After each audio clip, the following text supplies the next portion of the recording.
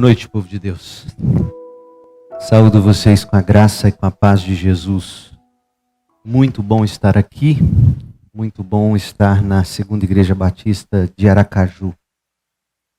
E celebrar com vocês 87 anos. O pastor Márcio mencionou. Eu sou também de segunda. Sou da Segunda Igreja Batista em Goiânia. Nossa igreja fez esse ano, em junho, 77 anos. Estamos há 77 anos em Goiânia. Goiânia é uma jovem capital. Goiânia não tem 90 anos. E a Segunda Igreja Batista em Goiânia é minha igreja mãe. Eu não fui crente a vida toda. O Senhor me achou e me salvou. Com graça soberana, eu tinha 19 para 20 anos. Eu era professor de matemática. Cursava o segundo ano de matemática na Federal de Goiás. Foi quando eu deixei tudo e entendi que Deus estava me chamando para o ministério. E foi numa igreja pentecostal, reverendo. E o obreiro não era pastor, mas pregou sobre o pecado. Eu fui convencido. Ele mesmo, meses depois, na pequena cidade do interior de Goiás, foi pego em adultério. Estava em adultério quando pregou sobre o pecado. Mas Deus usa jumentos para falar também, né? Pecadores. E eu fui salvo naquela noite. Ele fez o apelo, né? Como é costume em muitas igrejas. E aí eu fui à frente, me ajoelhei. Eu era o único convertido naquela noite. Impuseram as mãos sobre mim, oraram em línguas.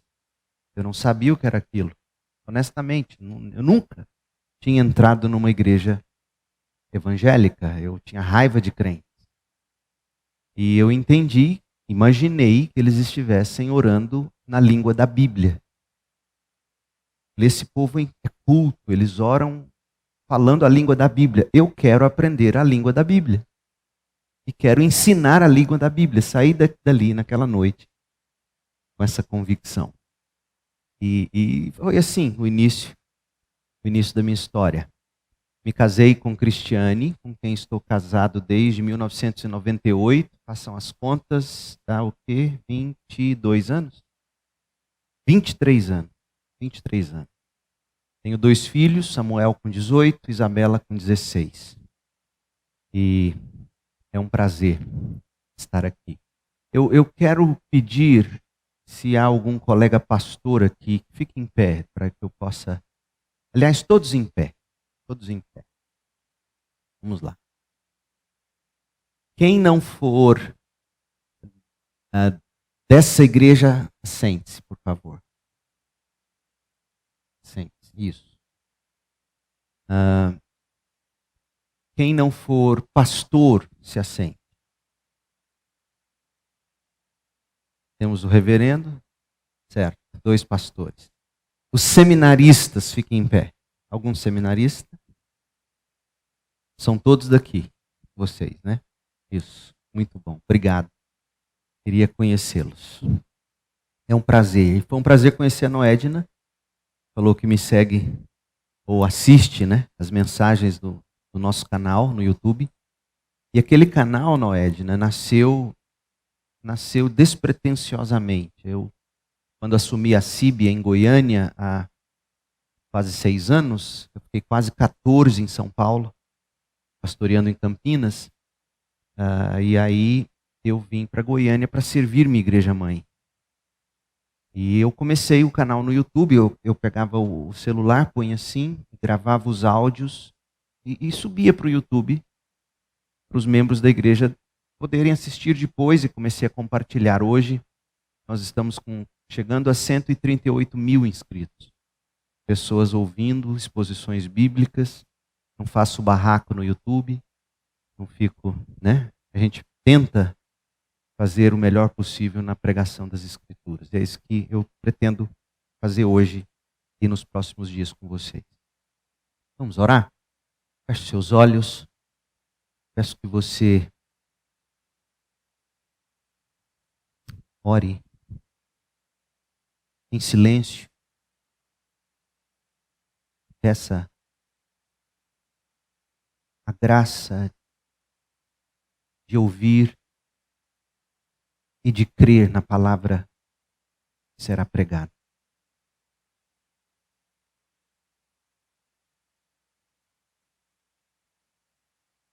Deus querido, só o Senhor pode nos fazer ouvir e crer. Só o Senhor pode nos livrar da incredulidade, do cinismo, da indiferença. Só o Senhor mesmo pode vir e revelar nossos pecados mais ocultos, sobre os quais ouvimos hoje à noite, e nos fazer confessá-lo. Faça isso, Pai. Use a minha vida assim como o Senhor usou a vida do reverendo Santana Doria. Que a tua igreja aqui seja edificada para o louvor da tua glória, em nome de Jesus. Amém. Eu peço que você abra sua Bíblia em Atos, no capítulo 2. Nós vamos ler 2 versículos, o primeiro e o último do capítulo 2 de Atos. E minha proposta é trabalhar com vocês sobre a igreja na pandemia, ou a igreja neste período, como é o tema proposto. Foi-me dado a tratar de 4 desafios, particularmente. O desafio da unidade, o desafio da contribuição, o desafio da adoração, o desafio da membresia. Tudo isso, de um modo ou de outro, em alguns casos bem mais diretamente do que não, mas todos esses temas nós vamos ver abordados de algum modo aqui, em Atos capítulo 2. Portanto, eu vou ficar indo e vindo nesses temas na medida em que nós desembrulharmos o capítulo 2 de Atos. Hoje, Deus permitindo, amanhã à noite, domingo pela manhã e domingo à noite. E nós vamos tentar abordar todas essas questões. Eu quero ler com vocês o verso primeiro e o último. Verso 1 do capítulo 2. No dia de Pentecostes, todos estavam reunidos num só lugar. Neste primeiro verso, nós já temos a definição, pelo menos, e talvez com alguma pequena divergência, e eu peço desculpas ao reverendo Santana, se eu, por acaso, pisar na bola aqui com ele, né? Mas eu sei que não é tanta a nossa diferença, eu tenho muitas similaridades teológicas com os nossos irmãos presbiterianos. Mas nós temos nesse versículo, de cara, um desmascaramento, eu diria, do que muitas igrejas procuraram fazer de modo muito mais gritante durante a pandemia. Que é dizer ser possível ser igreja local, falando no termo local, é possível ser igreja sem que você esteja reunido num só lugar. E aí inventaram, inclusive, ceia online. E aí, não é de hoje, não sei como é isso aqui em Sergipe, mas em Goiás algumas igrejas fazem assim, igrejas se reúnem em multicampos, campos espalhados, chamam de mesma igreja. Isso tem se tornado comum e você olha aqui, né, nesse momento genuíno, histórico na vida da igreja, que é o dia de Pentecostes, tão importante e marcante quanto a criação, a encarnação de Cristo, a crucificação, a ressurreição, a descida do Espírito Santo em Pentecostes, momentos marcantes na história. E você já vê que a igreja tinha por hábito reunir-se todos num só lugar. Por isso que historicamente os batistas nunca entenderam, e muitos dos nossos pais batistas pioneiros, se ressuscitassem e visitassem algumas igrejas batistas no mundo, ficariam chocados com a ideia, por exemplo, de uma mesma igreja fazendo o mesmo culto 2, 3 vezes para 2, 3 públicos diferentes. Isso nunca foi pensado pelos primeiros batistas. E um dos textos nos quais nós nos ancoramos historicamente, por exemplo, é este. A igreja toda, provavelmente aqueles 120 primeiros, os quais se fala aqui em Atos, no início, todos estavam reunidos num só lugar, obedecendo a própria palavra do Senhor que disse que eles esperassem. Então, em nossa eclesiologia, e a pandemia denunciou isso de um modo gritante, nós temos falhas grotescas no que diz respeito ao povo de Deus reunido num só lugar para adoração. O verso 47, concluindo o capítulo. Os que eu estou lendo na NVT, Nova Versão Transformadora. Os que acreditaram nas palavras de Pedro, na pregação de Pedro, foram batizados, creram, foram batizados, e naquele dia houve um acréscimo de cerca de 3.000 pessoas. E alguém poderá dizer, mas aí já não cabia mais todos no mesmo lugar. Se você continuar lendo Atos, você vai descobrir que eles tinham sim o lugar no templo. A Bíblia vai dizer lá no capítulo 5, se não me falha a memória agora, onde diz que eles se reuniam todos regularmente. É desse modo que eles faziam, mas não é a nossa temática mais profunda hoje. Mas eu quero que você preste atenção nisso. Desde o início havia esse hábito, e as igrejas então começaram assim.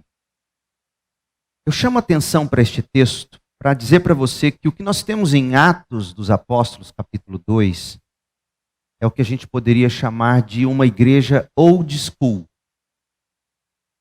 Uma igreja old school. Antigamente nós diríamos uma igreja tradicional. Old school, tradicional, guardadas as proporções, a mesma coisa. O que é old school? Old, do inglês velho, school, escola. Se você nunca ouviu falar, não sabe ou não lembra, que vai um breve resumo. Old school é um termo em inglês usado para se referir a alguma coisa à moda antiga. Literalmente significa escola antiga, escola velha. No entanto, seu significado vai muito além e diz respeito à velha guarda. Velha guarda. Sabe aquelas coisas consideradas antigas ou de outra época que caiu em desuso, mas que ainda são vistas como legais? Por exemplo, a juventude usa tênis All-Star. É old school. O reverendo e eu usando barba bem aparadinha. Ele ainda mais old school do que eu, porque ele está bem carequinha e a barba grande assim. Faltou apenas a camisa xadrez para se remeter àqueles lenhadores canadenses. Isso é old school. Mas eu sei que não é o caso dele. Ele não quer ser old school, mas ele parece ser old school. Mas a moçada busca, e quando olha para ele e para mim, na idade que temos, eles querem ser old school. Mas mesmo os bons presbiterianos e os bons batistas, eles procuram ser old school. Quando você imita a barba de Calvino, você quer ser old school. Quando você imita a borboleta de Spurgeon, você quer ser old school. Então eu digo isso porque a gente, no que diz respeito à vestimenta, a gente busca o old school. Camisa xadrez, gravata borboleta, gel no cabelo, barba, bigode. Alguns jovens hoje têm usado bigode e põe até brilhantina. Antigamente era brilhantina em Goiás, eu não sei o nome aqui. E faz o bigode ficar assim, igual Salvador Dalí, às vezes, fazendo aquela curva. Old school no skate. Old school no basquete. Old school no que diz respeito, eles querem ter contato com essa tradição que de algum modo se perdeu. Sabe disso?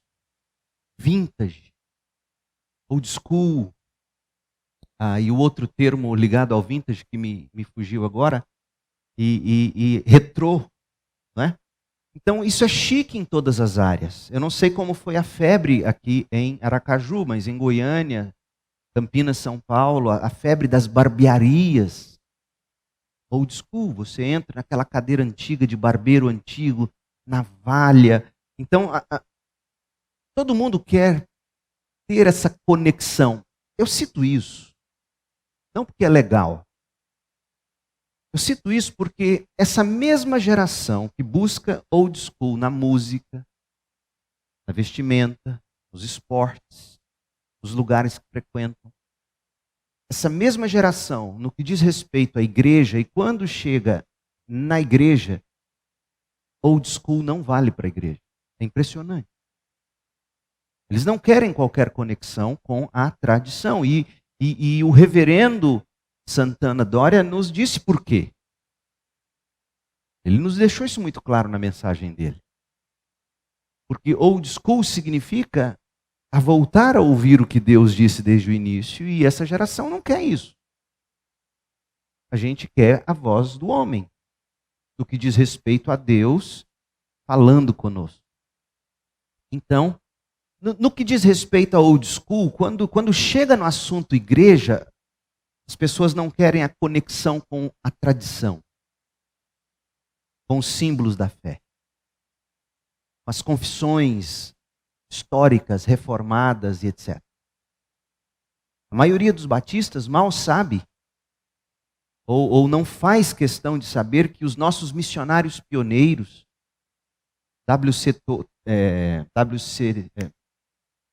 Zacarias Taylor, W.C. Taylor, Zacarias Taylor, eles vieram, os Begbys, quando vieram para cá, estudaram no Seminário do Sul dos Estados Unidos, o seminário mais antigo. E o grande professor de teologia sistemática era James Boyce, não o mesmo Boyce presbiteriano da 8ª Presbiteriana de Filadélfia, mas Boyce com Y. E Boyce escreve sua teologia sistemática, que a Pronobis traduziu. Essa teologia sistemática do Boyce Batista nada mais é do que uma síntese da grande teologia sistemática de Charles Hodge da Universidade de Princeton, a grande escola de Princeton. E o Boyce vai chamar a teologia de Charles Hodge, que era presbiteriano, reformado, vai chamar de nossa teologia, nosso teólogo. A gente não conhece isso. A gente quer distância disso. Me refiro aos batistas brasileiros. A gente tem medo disso. A gente acha que calvinismo e ser batista tradicional, reformado, vai afastar as pessoas da igreja. E aí, se eu lesse para você o que o pastor Judy Clay postou no grupo do conselho da editora Pronobis, falando do Taylor, o missionário pioneiro, fazendo menção a esses professores que ele teve, e é impressionante, mas a gente não quer qualquer conexão com isso. E eu sei por quê, reverendo. Porque voltar às origens reformadas significa a ter que fazer Deus ser soberano, absolutamente soberano. E ninguém quer lidar com Deus absolutamente soberano. Esse é o grande problema. Essa é a raiz do nosso problema. Portanto, nossa conferência não poderia ter começado melhor, senão da forma como o reverendo iniciou nos mostrando isso. No que diz respeito ao old school, ao vintage, ao retrô, quando se fala de igreja, a gente não quer. Aí as pessoas citam um versículo interessante. Elas citam Mateus 9,17, que diz: se põe vinho novo em odres velhos, não se põe vinho novo em odres velhos. Do contrário, rompem-se os odres, derrama-se o vinho e os odres se perdem, mas põe-se vinho novo em odres novos. vinho novo do Evangelho, não pode ser numa estrutura velha de igreja, vão dizer para a gente. Como se Jesus tivesse abolido o velho. E Jesus não aboliu o velho. Jesus não aboliu o Velho Testamento, o Antigo Testamento. Pelo contrário, ele diz em Mateus 5,17, eu não vim para destruir, eu não vim para eliminar, eu vim para cumprir. Jesus usou a imagem de vinho novo em odres velhos como uma ilustração para ensinar que as formas dos antigos rituais cerimoniais da lei, como jejuns cerimoniais praticados pelos fariseus, pelos discípulos de João, isso não era mais adequado na nova aliança. Os ritos cerimoniais, como Paulo mesmo vai dizer em Colossenses 2,17, pois essas coisas são apenas sombras da realidade futura e o próprio Cristo é a realidade. Cristo é o cumprimento das leis cerimoniais. Portanto, em ambas as analogias, roupa velha e odres velhos, de Mateus 9, 16 a 17, Jesus estava dizendo que o que os fariseus faziam em jejum ou em qualquer outro ritual cerimonial não tinha parte com o Evangelho. A questão toda girava em torno do uso indevido da lei. A questão não girava em torno da lei, propriamente dita. A lei é boa, Paulo vai dizer aos romanos. O problema está na carne, que não consegue cumpri-la. Isto posto, nós não podemos usar esse versículo de Mateus 9, 16 e 17, odres velhos, para dizer que a igreja de hoje não pode estar conectada com a sua tradição de sempre. E é lastimável, vem a pandemia e a gente escuta as pessoas discutindo, olha, nós temos que pensar a igreja pós-pandemia. Não temos que pensar a igreja pós-pandemia. Nós temos que pensar a igreja desde sempre. Como foi que Jesus idealizou a igreja? Como é que a igreja está posta para nós em Atos dos Apóstolos? Por isso, Atos capítulo 2. O grande desafio da igreja na pandemia, pós-pandemia, pré-pandemia, é se ela, de algum modo, se enquadra com aquilo que Atos, as epístolas, o Novo Testamento, a revelação como um todo, por assim dizer, de Gênesis, Apocalipse, revela para nós sobre o que é a igreja. Que vem antes da ideia de família na cabeça de Deus. Isso é uma coisa que quando a gente diz nas igrejas, as pessoas se chocam. A família é a instituição mais importante. Sim, a família é fundamental. Mas no céu não vai ter família, como hoje conhecemos. Jesus disse que não vai ter casamento. Mas a igreja existirá no céu. A igreja existiu na mente de Deus antes da fundação do mundo. É isso que está posto. A família existe, o casamento existe, e o propósito maior do casamento é revelar isso, o amor de Cristo pela igreja. É Paulo quem diz isso em Efésios 5. Então, a nossa questão é, olhando para as Escrituras, de Gênesis e Apocalipse, sobretudo em Atos e nas epístolas, que a coisa ficou mais clara, foi mais esclarecida, a pergunta é, como a igreja tem que ser em qualquer época, em qualquer momento? Quando estourou a pandemia, eu preguei uma série de mensagens no livro de Joel, virou esse meu livro. A mensagem do profeta Joel e a providência de Deus na história, e alguns dos capítulos da segunda parte foram as primeiras mensagens que, na verdade, eu preguei, mostrando como a igreja sempre foi igreja em épocas de pandemias. A pandemia que a gente está vivendo hoje não é novo, não. Talvez seja nova no sentido de ser, de fato, de leste a oeste, de norte a sul do globo, mas sempre existiram pandemias regionalizadas e a igreja sofreu. Uma coisa que talvez você não saiba, e eu desafio você a, terminando o culto, comprar o livro Os Primeiros Batistas, da editora Pronobis. Todo mundo aí lutando, batendo boca, Estão proibindo a igreja de exercer sua liberdade religiosa. Você sabia que o grande Richard Baxter, que a gente venera no bom sentido, no melhor sentido, Richard Baxter, presbiteriano, escreveu uma carta para o magistrado inglês para proibir os batistas de batizarem na Inglaterra, por imersão. É documentado isso.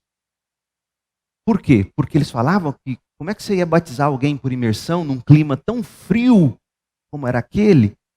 E ele dizia, se você faz isso, a pessoa vai criar catarro no nariz e esse catarro mata. Era uma questão de saúde pública. Então, nós batistas, houve um momento na história, lá na Inglaterra, lá no nosso berço, em que a gente estava sendo impedido de exercitar aquilo que para nós é caríssimo. O batismo de alguém sob pública profissão de fé. É isso que nos caracteriza como povo batista. Como é que aqueles crentes lidaram com isso? Eles ficaram brigando com Richard Baxter? Como é que foi? O problema é esse, gente. Nós somos uma geração de WhatsApp, de copia e cola, de mensagens rápidas. A gente não se preocupa em olhar para a história. A história nos dá a resposta sobre como a gente viveu sob perseguição política. E não é nada parecido com o que a gente está vendo hoje ser chamado de cristianismo dos holofotes da política. Púlpitos politizados para a direita e para a esquerda. É um absurdo, é um absurdo. Então, a nossa discussão não tem que ser como é que nós vamos pensar a igreja agora? Como é que vai ser a igreja depois que a pandemia acabar? Ela vai ser virtual? Ela vai ser semipresencial? Ora, meu Deus. Como a igreja sempre foi em lugares de perseguição. Como a igreja sempre funcionou quando ela não pôde se reunir. Por exemplo, na China, eu tenho um grande amigo missionário na China, ele conta que o governo sabe exatamente qual é o número de igrejas que se reúne e quantas pessoas tem. E há determinadas regiões que você pode ter ali de até 100, 200 pessoas, eles não vão fazer nada, mas se beirado de 200 para cima, eles vão em cima. O que esses cristãos estão fazendo? A sabedoria deles. Eles estão lá com bandeira na praça dizendo perseguição religiosa, não podemos ter igreja de 400 membros. Não, eles estão multiplicando igrejas de 100, 150 membros pela China inteira. Quando a gente olha para Atos capítulo 2, a gente descobre como a igreja tem que ser. Como é que a igreja se une de verdade? Qual é o desafio da unidade? Como é que uma igreja se une? O que faz uma igreja se unir? O que faz uma igreja contribuir generosamente? Membresia tem valor? Qual é o significado de membresia numa igreja? Disciplina. Para que desligar membro? Coisa mais antiquada, dá processo. Coitado do pastor Márcio, vai preso, dependendo do caso. Desligar membro. Para que a gente faz isso? Qual é o valor dessas coisas? Adoração. O que é culto? O que é adoração? Como é que se faz isso? Eu recebi uma imagem que me chocou. De uma igreja batista do país, praticando a ceia online, distribuindo os elementos em drive-thru, para o membro ir para casa, pegar os elementos da ceia, e aí o pastor, na transmissão no domingo, e o fulano ia abrir o pão, ia abrir o... Eu assisti uma dessas transmissões, se não me engano, a primeira, uma das primeiras que tal igreja fez, eu fiquei chocado. Ele nem falou de Coríntios 11, ele ficou o tempo inteiro explicando que aquela ceia era higiênica. Tinha tomado todo o cuidado, álcool 70%, não tinha contaminação. Nada de falar do sangue, do corpo. É um negócio assustador. E aí a pessoa me manda a foto de alguém que não é nem daquela igreja, mas participando da ceia online. Pegou o tamburetinho, sabe aquela banqueta? Como é que chama aqui banqueta? Onde o forro do assento é couro de vaca. Em Goiás a gente chama de tamburete. Pegou o tamburete, colocou assim, forrou bem bonitinho, botou os elementos em cima, tirou uma foto. E essa foto chegou a mim. Quando eu vi aquilo, eu pensei, Santa Missa no lar. Santa Missa no lar. Então, o que a gente precisa hoje, quantos dos nossos jovens, o desafio da sã doutrina? O que é sã doutrina para essa geração? O que é sã doutrina? Defina a sã doutrina. Numa classe para batismo, e na nossa igreja faz curso para batismo, não apenas quem vai se batizar, se vem de igreja batista, está passando pela classe. E eu fico assustado quando eu pergunto, defina para mim o evangelho, explique o evangelho para mim em 1 minuto.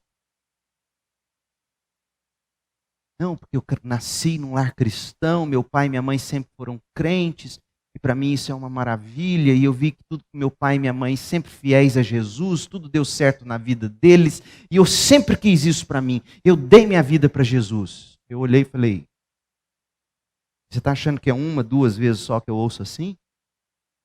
Defina o evangelho. O que te salvou?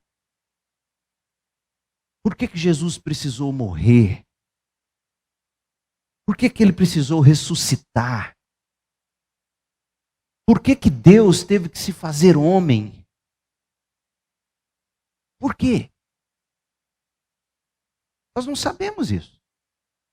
E não queremos saber isso. Igrejas hoje lotam quando você faz louvorzão, jogo de luz. E nós temos que ser uma igreja para esse novo tempo. E essa é a preocupação das pessoas. Não, nós temos que ser uma igreja old school. Uma igreja à luz de Atos, capítulo 2. Então, eu quero propor a vocês nesses dias que a gente olhe para a igreja do primeiro século em busca de entender como deve ser a igreja do segundo século, do terceiro século, do 21º século e do último século. Será aquele em que Jesus voltará. Como que a igreja tem que ser em qualquer século? Em pandemia ou fora de pandemia? Como é a igreja? Como os crentes devem ser? Então, eu vou tratar do desafio da unidade, da contribuição, da membresia, da adoração, mas sob os seguintes tópicos. O de hoje. A igreja old school é uma igreja empoderada pelo Espírito. Pastor, cuidado com essa palavra. Não, quem tem que tomar cuidado em usar essa palavra é quem distorceu o uso dessa palavra. Esse é um outro problema. Tomaram de nós os termos. Nós somos, pelo Espírito, empoderados, no melhor sentido do termo. Então, a igreja old school, ela é uma igreja cheia do Espírito. Uma igreja unida no Espírito, pelo Espírito, capacitada pelo Espírito. E qual é a função do Espírito na igreja? Atos nos mostra. Atos 2, de 1 a 16, vai nos mostrar isso. Segunda coisa que eu quero ver amanhã com vocês, uma igreja old school é uma igreja que expõe as Escrituras. Como é que foi o primeiro sermão de Pedro?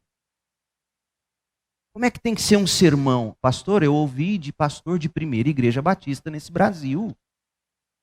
Pastor de primeira igreja batista dizendo, que pregação expositiva que nada, Jesus não pregava expositivamente. Meu Deus do céu. Primeiro que ele é Deus. Ele é o autor da Bíblia. Ele fala, é palavra de Deus. Segundo, esse pastor desconhece Lucas 24. Jesus com os discípulos no caminho de Emaús foi expondo os profetas, a lei, os salmos, né? Foi apontando como as Escrituras, como o Antigo Testamento apontavam para ele. Mas a gente chegou nesse ponto. E aí você olha para o sermão de Pedro em Atos capítulo 2. Aliás, gente, 25% do livro de Atos se ocupa de nos dar os sermões dos apóstolos, Filipe e outros discursos dos primeiros crentes. 25%, 1/4. Então, se a gente quer saber como deve ser o sermão numa igreja, não é o último comunicador do momento que tem nos dizer como é que o pastor Márcio tem que pregar. Como a igreja começou pregando. E a partir daí, como que a igreja, ao longo da sua sã história, digamos, saudável história, como é que isso se desdobrou na vida dos grandes pregadores da história? Então, a pregação das Escrituras. Terceiro, uma igreja old school é uma igreja que exalta Jesus Cristo em adoração. O que significa isso? Pedro nos conta no sermão que ele prega. Uma igreja old school, ela discipula, ela evangeliza o pecador. É a maneira de ela viver. Atos 2, de 37 a 41. O sermão de Pedro vai do verso 17 ao 36. E por fim, a igreja reunida, a membresia da igreja, a igreja que edifica seus próprios membros, Atos 2, de 42 a 47. Então, eu quero olhar para esses conceitos e prometo a você, de um modo ou de outro, nós vamos ver a questão da unidade, da contribuição, da membresia e da adoração em tempos de pandemia, pós-pandemia, pré-pandemia, até que Jesus volte. Atos capítulo 2. Então, veja comigo, Atos 2, de 1 a 16. A igreja empoderada pelo Espírito. Atos 2, de 1 a 16, descreve a vinda do Espírito Santo. E os resultados da vinda do Espírito Santo na igreja e na sociedade imediata ao redor deles. E a vinda do Espírito Santo foi um dom sobrenatural dado por Deus. E lembra que eu disse para vocês que o Pentecostes é um momento decisivo na história da redenção, assim como a criação foi, assim como a queda foi, assim como a encarnação de Jesus foi, assim como a crucificação de Jesus foi, assim como a ressurreição de Jesus foi, assim também a vinda do Espírito. Ou seja, acontecerá outra ressurreição? Pergunta. Não. Acontecerá outra crucificação? Não. Haverá uma nova criação. Mas o que eu quero dizer é o seguinte: os fenômenos do Pentecoste não terão que se repetir do jeito que aqui está posto. Mas há sim implicações para nós, porque o Pentecostes, por exemplo, ele é o primeiro grande avivamento da igreja, nós podemos dizer, e ao longo da história sempre houve avivamentos. A Reforma Protestante foi um grande avivamento.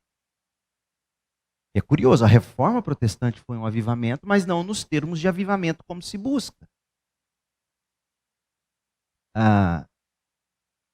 Depois, os puritanos ingleses, século XVII, um período de avivamento na Inglaterra.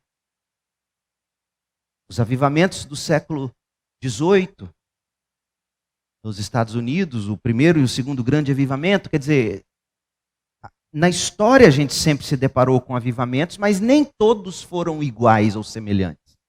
Você pega o avivamento na época da Reforma com Lutero e compara ele com Pentecostes.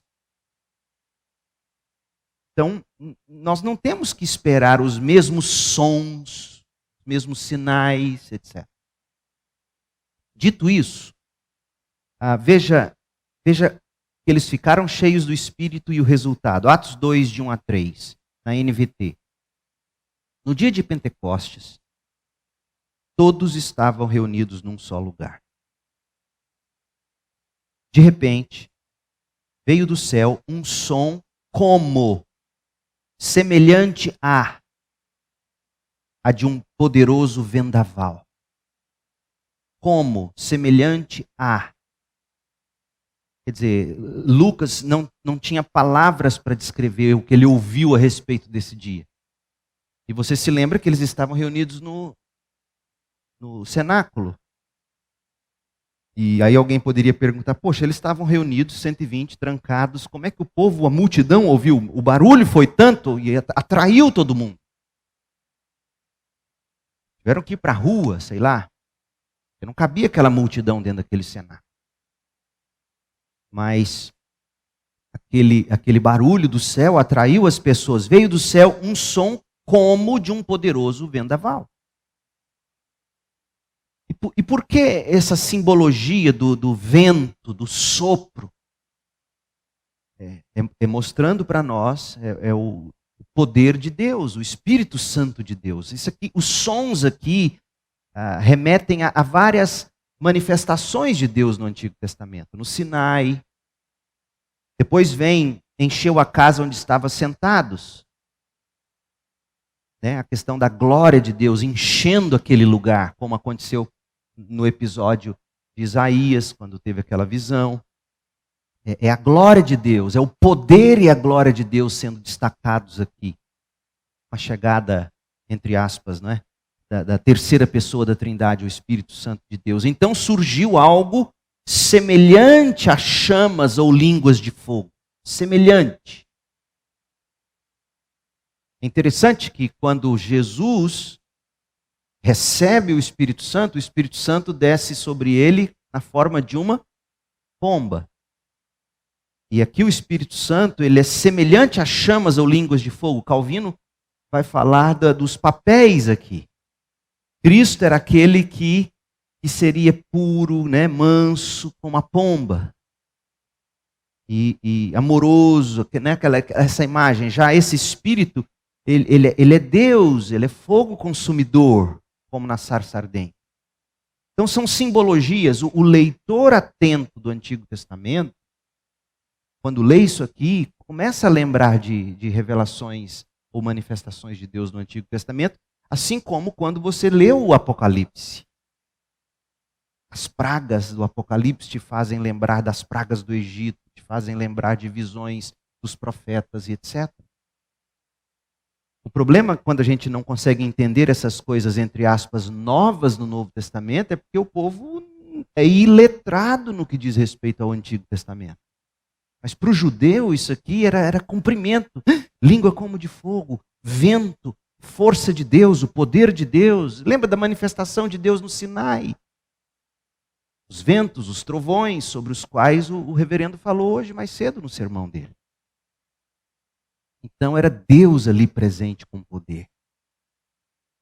E presente agora com a vinda do Espírito. Espírito esse que, conforme Jeremias 33, iria gravar a lei no coração deles.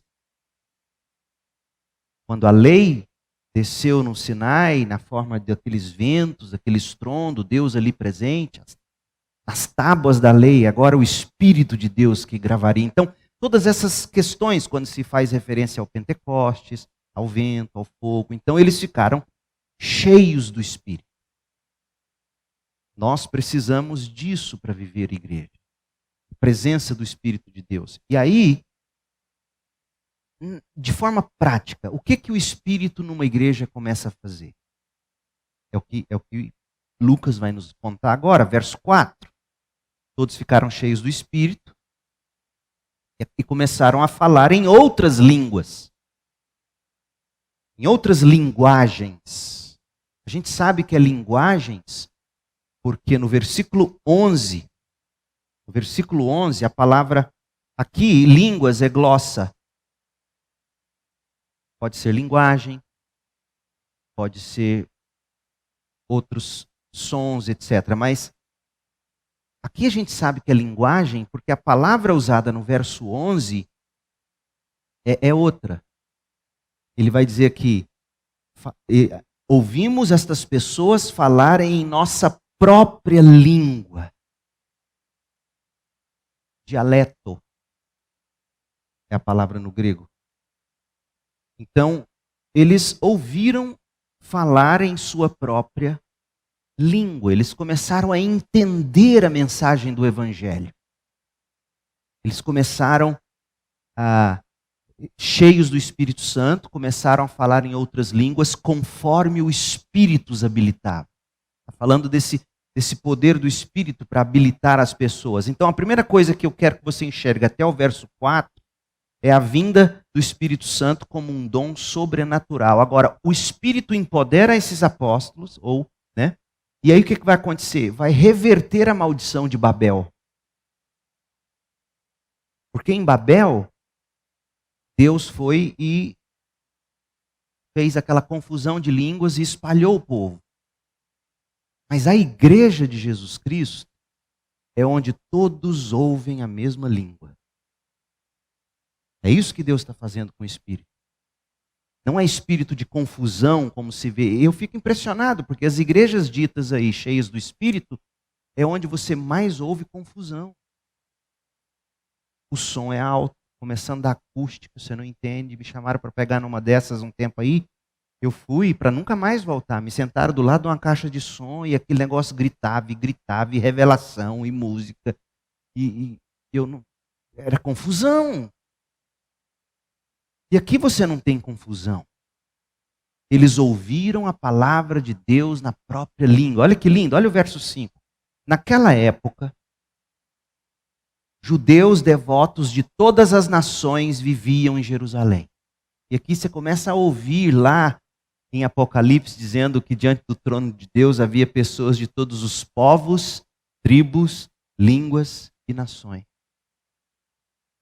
A igreja une todas as tribos, inclusive as urbanas. Mas eu fico indignado e triste ao perceber que a igreja evangélica brasileira hoje não une tribos. A gente separa as tribos.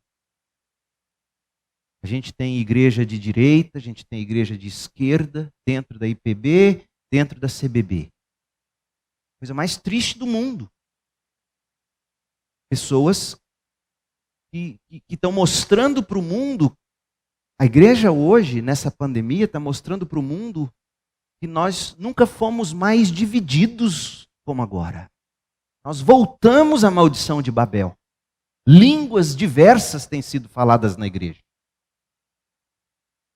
Se você usa uma palavra como a que eu acabei de usar, empoderamento do espírito, nossa, esse pastor é feminista, empoderamento. Que feminista? Sim, as feministas usam esse termo, mas eu não tenho nada com feminismo. Se alguém começa a falar um pouco mais de ajudar o pobre, é da esquerda. Se a gente começa a orar pelos empresários, é da direita. Quer dizer, cadê essa igreja que foi capaz de unir pessoas tão distintas culturalmente, questão de língua? Então, naquela época, judeus devotos de todas as nações viviam em Jerusalém. Hoje, o que nós temos? Um mundo globalizado, com o YouTube, com a internet, com redes sociais, que nunca conectou tanto as pessoas como agora. Então, tudo que a igreja está vivendo hoje não é nada de diferente do seu início. Essa abertura que a igreja hoje vive, onde gente de todos os tipos ouvem cada um as suas próprias coisas, já era assim. Sempre foi assim. Pergunte a Paulo sobre como era Corinto, Roma. Então, quando ouviram o som das vozes, vieram correndo e ficaram espantados. E qual era o espanto deles? Não era com a barulheira, não era com a gritaria. Eles ficaram espantados porque cada um deles ouvia em seu próprio idioma. Eu estou entendendo o que eles estão falando. Um descrente entra em igreja evangélica hoje e não entende o que a gente está falando. Não entende. O nosso linguajar é feito para descrente não entender. Eu amo os termos bíblicos. Eu dependo, minha vida eterna depende de uma palavra propiciação. Mas o que significa isso? Vamos traduzir isso para o povo também. Por exemplo. Então, o incrédulo, ele entra numa igreja cheia do Espírito Santo, ele ouve em seu próprio idioma alguma coisa. Isso não significa negociar valores, você ser vulgar, você falar a gíria no púlpito. Eu não estou falando para você falar gíria. Estou falando para você falar a palavra de Deus e falar, Senhor Deus, trabalhar em cima dessa palavra, né, com sabedoria. Deus, me dê uma maneira de comunicar essas verdades eternas.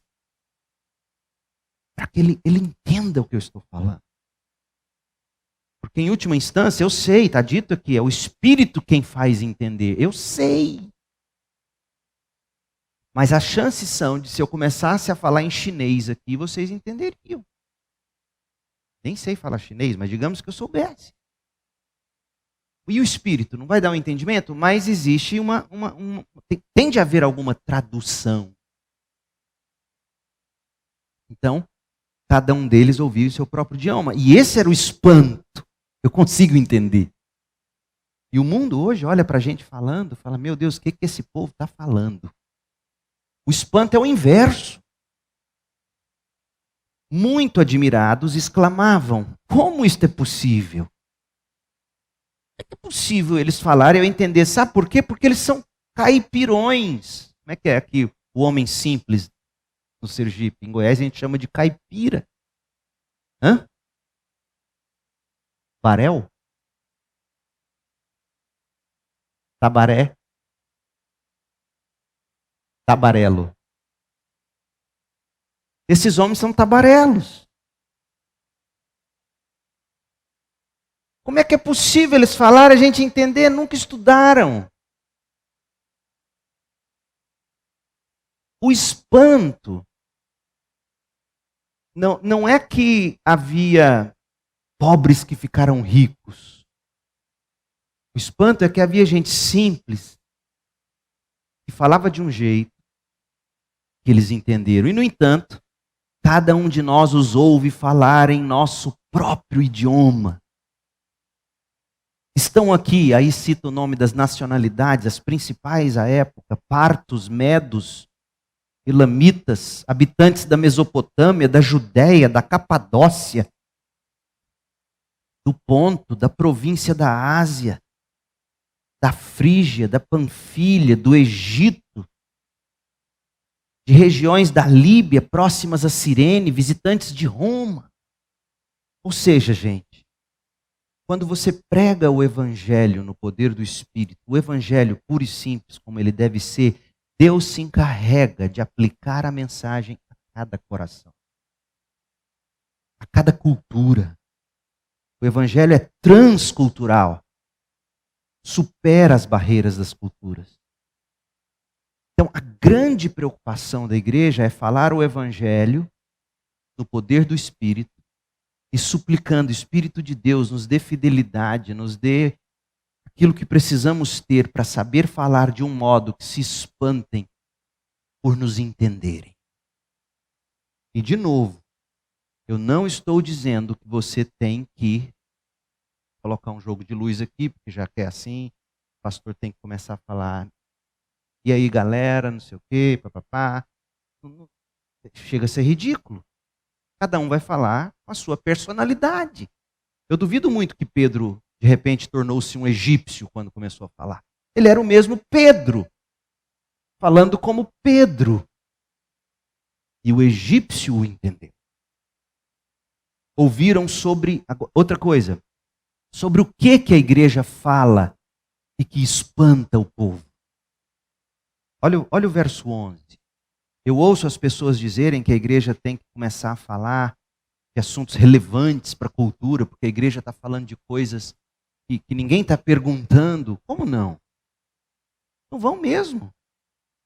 A igreja é o único farol no mundo hoje para falar do que a igreja tem que falar e deixou de falar faz tempo. Olha o verso 11. Tanto judeus como convertidos ao judaísmo, cretenses e árabes, a lista continua. E todos nós ouvimos estas pessoas falarem em nossa própria língua sobre as coisas maravilhosas que Deus fez. As grandes maravilhas de Deus. E aí você pode pegar, por exemplo, o que será que eles teriam falado sobre Deus? Salmo 75, Salmo 77. Os salmos que descrevem as grandezas de Deus, tanto em seu caráter, atributos, natureza, obras. Sobretudo, esse Deus Criador que se fez carne em Jesus. Esse Verbo eterno que sempre existiu, estava com Deus. Todas as coisas foram feitas por Ele, por meio dEle, nada do que foi feito se fez. Eu posso imaginar a igreja falando dessas maravilhas de Deus e o Espírito de Deus E as pessoas ouvindo sobre essas coisas maravilhosas que Deus fez, eles estão estupefatos, eles estão admirados. Mas eu acho que já deu para você captar. Eles ouvem a palavra de Deus em sua própria língua, e o que eles ouvem sobre Deus diz respeito com as coisas grandiosas e maravilhosas de Deus, quem Deus é e o que Ele fez e faz. É isso que a igreja tem que pregar. Nós estamos experimentando um fenômeno que eu julgo ser singular em Goiânia com a juventude. Eu prego 1 hora e 10. Mentira? Você me assiste no YouTube. 1 hora e 10. E eu fico muito mais preso ao esboço do que eu estou fazendo aqui. Eu não tenho homilética nenhuma, eu leio. Nós temos tido jovens, sabe quantas pessoas chegaram para a CIB nos últimos 5 anos? 300 pessoas. 100 estão no curso online. Aí você pergunta, o que o senhor está fazendo, pastor? Nada, eu estou pregando a Bíblia, expositivamente, ensinando as Escrituras, pessoas de outras denominações, conhecendo, vêm, ficam admirados, e a maioria delas diz, pastor, eu me converti agora. Eu me converti agora. Nós não temos que sair inventando coisas. Nós temos que voltar a anunciar as coisas maravilhosas que Deus fez. Ensinar as pessoas a ir para as Escrituras. E pedir que o Espírito de Deus mesmo as ilumine. Se eu lesse para vocês, permita-me ler para vocês, o que eu recebi hoje de um jovem da igreja, lutando com todo tipo de dificuldades. Não vou dizer o que ele faz, porque se o povo da minha igreja ouvir, vai saber quem é. Ele me mandou, está aqui, ó, no Instagram. Boa viagem, pastor. Anteontem estava fazendo a leitura naquele livro de João, do J.C. Riley. Conhece? Meditações no Evangelho de João, editora Fiel, J.C. Riley. KKK, perdão pelo analfabetismo. Não sei se é assim que escreve o nome. Escreveu direitinho. Como foi edificante. Consegui aprender a respeito do tamanho da bondade de Deus em nos enviar seu Filho, para que mesmo depois do pecado nós pudéssemos nos reencontrar com Deus Pai. Uma vez que o ser humano, em seus pecados, ao tentar só imaginar como Deus Pai seria, ou ao tentar vê-lo, simplesmente explodiria por tamanha graça. Mas não somente isso, a bondade se consiste justamente em Deus Pai nos dar a segunda e terceira e milésima chance de podermos conhecê-lo através de Jesus. Que é a única forma que nós, seres humanos limitados pelo pecado, jovem, falando disso, podemos conhecê-lo sem explodir. Achei maravilhoso. Mas tem outro ponto. Conhecer Deus Pai, todos os seus atributos. Jovem falando assim. É a única forma de conseguirmos a plenitude cristã e da vida em si. Porque só Ele é o único ser existente que se basta por si próprio. John Piper aqui, um negócio impressionante. E Ele que disponibilizou de forma gratuita tudo isso. E aí Ele chega na doutrina da eleição. E Ele diz, e quando eu me dei conta de que Deus me escolheu antes da fundação do mundo, foi como se eu tivesse me convertido pela primeira vez. É disso que eu estou falando. Não tem que inventar. Tem que falar das grandezas de Deus e pedir que o Espírito de Deus cuide de iluminar e de fazer a obra. E essa igreja se une, porque como nós veremos lá no fim do capítulo 2, o que manteve essa igreja coesa, o que o Espírito usou para mantê-los coesos, foi a doutrina dos apóstolos. Porque diz lá no final do capítulo 2 de Atos, você se recorda, e perseveravam na doutrina dos apóstolos. Depois, na comunhão, no partir do pão, e etc. Doutrina não divide, meu povo. Doutrina une. Doutrina une. Então, a vinda do Espírito reverteu a maldição de Babel. Começaram a ouvir das maravilhas de Deus. E é isso que vai fazer as pessoas se unirem. A maravilha de Deus. Terceiro, a vinda do Espírito deixou alguns confusos e outros céticos. Porque não é só flores. A gente também enfrenta as lutas e as dificuldades. Eu não creio que as dificuldades que a igreja brasileira ainda está enfrentando seja por causa do evangelho puro e simples que a gente prega, não. Eu acho que muito das perseguições que a gente sofre, se é que sofre, que a gente ainda vai sofrer, é pelo que Pedro, o apóstolo, fala na carta dele. Consequência de besteira que a gente está fazendo. Eu não tenho a ilusão de achar que a perseguição que mais ou menos tem surgido e pode começar a surgir é porque a gente está pregando o evangelho fiel. Não. Nós estamos misturando tudo. É uma bagunça. E pode piorar. Mas faz parte. Para você saber quem é quem. Então, olha o que essa igreja começa a experimentar. Pessoas ficaram confusas. Verso 12. Admirados e perplexos, perguntavam uns aos outros: o que significa isso? O que está acontecendo? Tem gente que fica confusa, tem gente que não sabe o que está acontecendo, tem gente que vem, como se diz, de gaiato. Começa. Há aqueles confusos, por exemplo, não é o caso do que o texto está dizendo, mas a gente pode ampliar, creio, e que diz assim: começa a ouvir o evangelho, vira a cabeça dele de cabeça para baixo, ou volta a cabeça dele para o lugar, melhor dizendo, e ele então nunca soube como viver daquele jeito. Vira uma confusão. Ele sempre viveu fazendo o que todo mundo faz, ele sempre viveu falando como todo mundo fala, ele sempre viveu como o mundo vive, e de repente agora ele está confuso, porque ele sabe que ele não é deste mundo. Tem gente que passa por esse tipo de confusão. Tem gente que passa pela confusão de simplesmente não saber o que está acontecendo.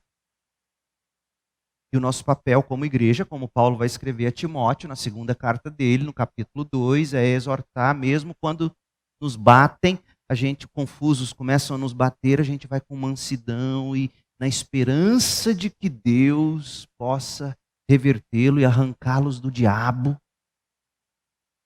Mas hoje não, hoje a gente não vê a igreja com paciência com os confusos.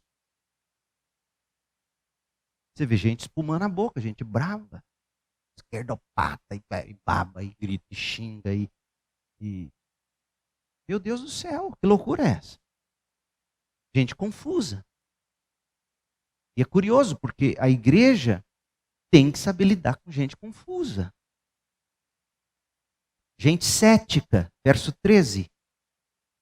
Outros, porém, zombavam e diziam: eles estão bêbados. Não tinha como estar bêbado. Era muito cedo para estar bêbado. Pedro vai tratar disso. E, aliás, quando a gente chegar no sermão de Pedro, a gente vai ver como é que Pedro nos ensina a tratar com esse mundo confuso ao nosso redor. A pregação de Pedro, em Atos, nos ensina a lidar com esse mundo confuso e cético ao nosso redor. Que é o que a igreja, empoderada pelo Espírito, tem que saber fazer. Então você tem pessoas que ficaram confusas, você tem pessoas que ficaram céticas. E a gente tem que saber lidar com gente assim. E finalizando, Pedro começa a responder a essas pessoas pelas Escrituras. Olha o que Pedro faz. Então Pedro deu um passo à frente. Essa linguagem ela é significativa aqui. Ele dá sua cara a bater, né? Ele se apresenta como alguém, corajosamente. E corajosamente mesmo, sabe por quê? Porque quem é esse Pedro? Você lembra quem é Pedro? Pedro é aquele que, quando estava sentado na fogueirinha, lá no pátio, Jesus sendo julgado. Escuta, você não é um desses seguidores, não? Você fala igual a eles. Você é um galileu. Não, nem conheço, nunca vi. Segunda vez. Gente, você fala igual a ele. Você não é um dele. Não. Pedro nega 3 vezes. Lucas está dizendo, lembra do Pedro? Que negou por pouca coisa, 3 vezes. E ouviu o galo cantar, ficou mal. Olha o que ele faz agora, quando a igreja está lá, empoderada pelo Espírito. Isso aqui, gente, é uma das maiores provas da ressurreição de Jesus. Você está diante de um versículo que, para o argumento de Lucas, inspirado por Deus, é um dos maiores argumentos de que Jesus ressuscitou. Qual é o argumento? O Pedro que negou, ao ter provado do Cristo que ressuscitou, teve a coragem de não mais negar, dar um passo à frente e dizer, deixa eu explicar para vocês o que está acontecendo. Vocês que estão confusos, vocês que estão céticos. E aí ele leva essas pessoas à palavra de Deus. É assim que a igreja. Ela testemunha, ela prova do Cristo ressuscitado. Ela vê o Cristo ressuscitado. Ela cheia do Espírito. Ela dá um passo à frente com os 11 apóstolos e dirigiu-se em alta voz à multidão. Essa é a igreja. Não há aqui briga, não há gritos, não há desaforos. Respeita. Você é louco, fala que a gente está bêbado. Eu sou um crente. Não tem isso aqui. Você acha que os evangélicos de hoje não fariam isso? Ou pior? Me respeita, rapaz, sou crente, estou bêbado. Não. Eu estou errado? Pastor, para de falar bobagem. Você não vê Pedro falando nesses termos. Você não vê. Esse Pedro é aquele que escreveu 1 de Pedro 2 e ensina para nós como é que a gente tem que reagir quando a gente está sendo perseguido. Ele nos leva para o exemplo de Jesus e fala, olha, ele não revidava. O mesmo Pedro, que deu um passo à frente. Não para se defender. Pedro não está se defendendo. Pedro não vai pregar para se defender. Pedro não vai falar aqui para livrar a pele dele. Para dar uma de bom mocinho. Não, eu não sou bêbado. Pedro vai pregar para esclarecer a multidão. Pedro vai servir o evangelho à multidão. Esse é o nosso chamado, igreja. Servir o evangelho à multidão. Olha como ele faz. Ouçam com atenção todos vocês, povo da Judéia e habitantes de Jerusalém. Escutem o que lhes digo. Estas pessoas não estão bêbadas, como alguns de vocês pensam. Pois são apenas 9 horas da manhã. Veja, ele raciocina com eles. Era um argumento absurdo. Pedro poderia ter ignorado, ter falado bravo, mas ele fala, gente, um pouco de senso, é 9 da manhã. A nossa cultura, como diz o comentarista bíblico Kistmacher, ele vai dizer, naquela cultura eles começavam a comer meio-dia. Comer e beber e festejar, etc. É 9 horas da manhã, 8, 9 horas. Não deu tempo. Pelo contrário. Então ele raciocina com eles e aí vai para a sua principal fonte de argumentos, as Escrituras. Ele usa o bom senso e traz eles para as Escrituras. É assim que a igreja tem que fazer, usar bom senso e trazer para a Bíblia. Mas o que você vê hoje é um bando de crente sem senso. E aí ele diz, o que vocês estão vendo foi predito há tempos pelo profeta Joel. Traz para a palavra de Deus. E aí ele vai começar a pregar. E amanhã, se Deus permitir, a gente vai ver. Mas hoje o que eu quero que você guarde é isso. Uma igreja old school é uma igreja empoderada pelo Espírito. Vinda sobrenatural do Espírito de Deus. E nós temos o Santo Espírito de Deus em nós. habitando na igreja, seu povo, povo de Deus. E quando essa igreja se reúne solenemente, num só lugar, ela é proclamadora, como aconteceu aqui no Pentecostes. E ela se reúne para falar de um único assunto, as grandezas de Deus reveladas nas Escrituras. E quando os céticos e quando os confusos começarem até a nos agredir com palavras, a gente vai usar o bom senso. E em amor vai trazer essas pessoas para as Escrituras. Essa é a igreja antes da pandemia, pós-pandemia. É a igreja de Jesus em todos os tempos. Oremos. Pai, em nome de Jesus.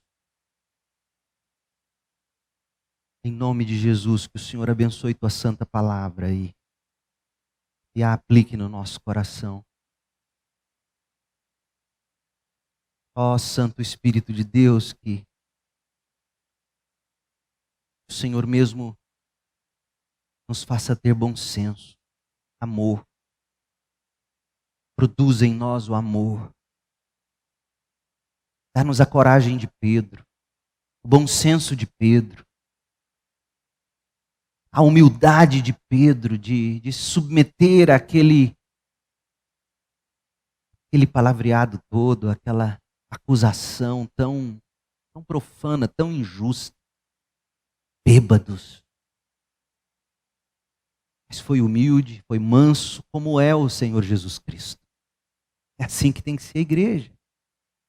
O crente. E com bom senso levou aquela multidão às Escrituras.